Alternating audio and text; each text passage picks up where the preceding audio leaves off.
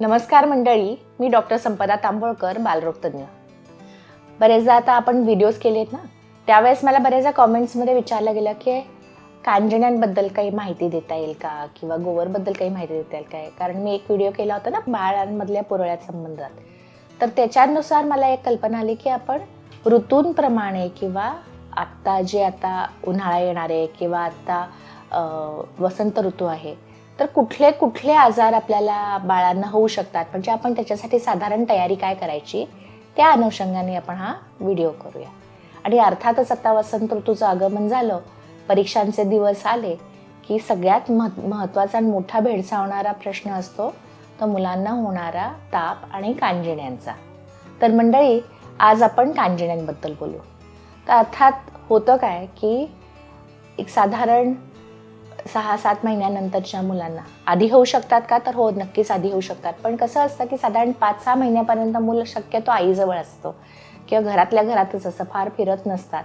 त्यामुळे त्या मुलांमध्ये कांजिण्यांचं प्रमाण थोडं कमी होतं, कारण हा संसर्गजन्य रोग आहे. म्हणून मी 6 महिने म्हटलं, असं काही कुठला कट ऑफ नाही आहे. पण होतं काय की हे मूल आजारी पडतं, त्याला भयंकर ताप येतो आणि साधारण दुसऱ्या दिवशी किंवा तिसऱ्या दिवशी, मॅक्सिमम दुसऱ्याच दिवशी अंगावर असं छोटं छोटं पुरळ यायला लागतं, फोड यायला लागतात. मग ते येतात कुठून बरं, तर ते येतात साधारण आपल्या मध्यभागापासून. कांजिण्यांचं पुरळ नेहमी पोटावर, पाठीवर किंवा काखेत सुरू होतं बरं का. तापात बऱ्याच प्रकारचे पुरळ येऊ शकतात, पण ह्याचं वैशिष्ट्य काय, आम्ही याला सेंट्रिफ्युगल म्हणतो, म्हणजे मध्यभागी पुरळ सुरू होतो आणि मग हातापायांना जातो. दुसरी महत्त्वाची गोष्ट म्हणजे काय की आधी 2-3च दिसतात आणि मग क्रॉप्सप्रमाणे अशी मोठी प्रमाणात जागा ते व्यापू लागतं आपल्या शरीरावरची. तिसरी महत्त्वाची गोष्ट म्हणजे बघा, कांजिण्यांचं पुरळ कधीही हातापायावर येत नाही, म्हणजे आपल्या तळव्यांवर आणि पायाच्या तळव्यावर आणि हातावर अजिबात येत नाही. मी हे का सांगते बरं का, मध्ये आपण हँड फूट माउथचा व्हिडिओ केलेला होता बरं का, त्याच्यामध्ये तसंच पुरळ येतं, साधारण 3-4 दिवशीच येतं, पण त्याच्यामध्ये कायमस्वरूपी हातापायावर आणि घशात छाले येतात. तर हे घशात छाले कांजिण्यात कधीही नसतात आणि हातापायावर पुरळ नसतं. हे सांगायचं कारण काय की घाबरून जातात की हे कांजिण्या तर नाहीत ना. तिसरी महत्त्वाची गोष्ट, बरं झाल्या कांजिण्या तर काय घाबरायचं का, तर अजिबात घाबरू नका. फक्त एवढंच आहे की समजा आपल्या घरात 2 मुलं असतील आणि दुसऱ्याही मुलाचं वॅक्सिन झालेलं नसेल, तर त्याला सुद्धा येऊ शकतात की नाही.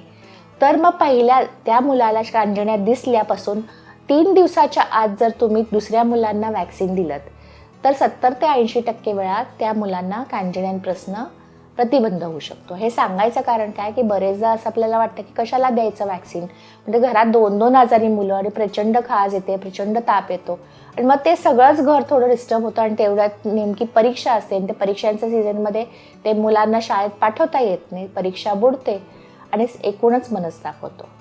तिसरी महत्त्वाची गोष्ट म्हणजे, मग तुम्ही म्हणाल की किती दिवस टिकतं, साधारण एक 6 ते 7 दिवस. आधी पुरळ थोडंसं नुसतेच फोड आल्यासारखे दिसतात, मग त्या फोडांचं रूपांतर मध्ये वेसिकल्स म्हणजे पाणीदार फोड यायला लागतात. पाणीदार फोड आल्यानंतर त्यांना प्रचंड खाज येते आणि मग नंतर त्याच्यावर एक चॉकलेटी कलरची खपली धरायला लागते. तर हा असा प्रवास होतो. मग या प्रवासामध्ये की ठीक आहे, झाला त्रास, खपली धरली, खाजलं, बिघडलं असं की बरेचदा हा कांजिण्यांचा त्रास नुसताच आपल्या त्वचेवर न राहता तो मेंदूत सुद्धा जाऊ शकतो आणि याला आम्ही म्हणतो चिकन पॉक्स ऑर व्हॅरिसेला एन्सेफलायटिस किंवा हर्पीज एन्सेफलायटिस. आणि हा त्रास अतिशय विदारक असतो, त्याच्यामध्ये कायमस्वरूपी विकलांगपणा येऊ शकतो, झटके येऊ शकतात, मेंदूत जाऊ शकतो आणि त्याचा प्रतिबंध होऊ शकतो का, तर एकदा कांजिण्या झाल्या की नंतर आपण त्याचं काहीच करू शकत नाही बरं का.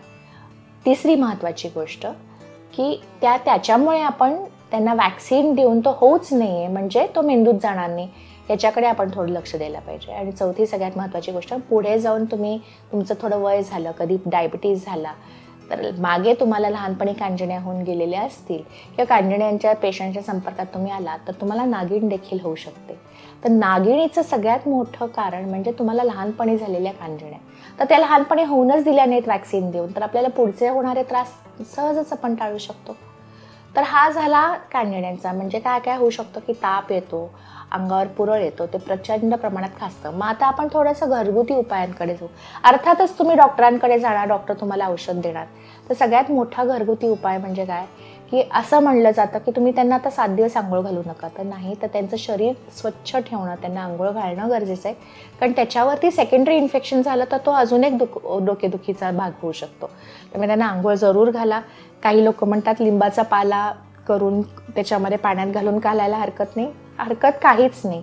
पण ते खाज जेव्हा येत असतं ना, तेव्हा कॅलामाईनसारखी लोशन जर लावले तर मुलांना छान गार वाटतं. पॅरासिटामॉलसारखी औषधं आपण तापाचं केलेलंच आहे. दर 6-6, 8-8 तासांनी पहिले 3-4 दिवस पॅरासिटामॉलचं औषध द्यायला, कारण प्रचंड प्रमाणात ताप येत असतो, डोकं दुखत असतं, हातपाय दुखत असतात. चौथी महत्त्वाची गोष्ट की ते मूल प्रचंड गळून गेल्यासारखं जर असेल तर तात्काळ डॉक्टरांकडे जा. आणि ते होऊ नये म्हणून त्यांना ORS सारखी लिक्विड्स म्हणा, सूप्स म्हणा, सरबतं म्हणा, सारखं हायड्रेटेड ठेवा. त्यांना सारखं पाणी पाजत राहा. चौथी गोष्ट म्हणजे जर इतर बाकीची मुलं आहेत तसं मी म्हणल्यासारखं की वॅक्सिन देऊ शकता, त्यांच्यापासून लांब ठेवा. आणि सगळ्यात महत्त्वाची गोष्ट, त्यांना शाळेत पाठवू नका. कारण ते मला आई बाबा काय म्हणतात की नाही 2च तासाचा पेपर आहे, मग तो लिहून आम्ही ते एका कोपऱ्यात बसवतो, 2 तासाचा पेपर लिहून येऊन दे. 2 तासाच्या पेपरचा प्रश्न नाही, इतर सगळ्या मुलांना तो संसर्ग होऊ शकतो. एक. आणि दुसरं म्हणजे आपलं मूल खरंच इतक्या परिस्थितीत आहे का शाळेत जाऊन ते अख्खा 2 तासाचा पेपर, त्याच्यासाठी अभ्यास आधी करायला पाहिजे. तर या गोष्टीचा थोडासा विचार केला पाहिजे. त्यामुळे कांजिण्यांच्या मुलांना, झालेल्या मुलांना तुम्ही शाळेत अजिबात पाठवू नका, ही नम्र विनंती. मग तुम्ही म्हणाल की कधी पाठवायचं, की 7 दिवसांनी का, 8 दिवसांनी का, 10 दिवसांनी का, नाही. तर त्याला असं एक यथायोग्य दिवस नाही, तर त्याचं एकच उत्तर आहे की जेव्हा तुमच्या सगळ्या शरीरावरच्या पुरळांवर खपली दिसते, याचाच अर्थ तो कांजिण्यांमधनं मुक्त झालेला आहे, बरा झालेला आहे.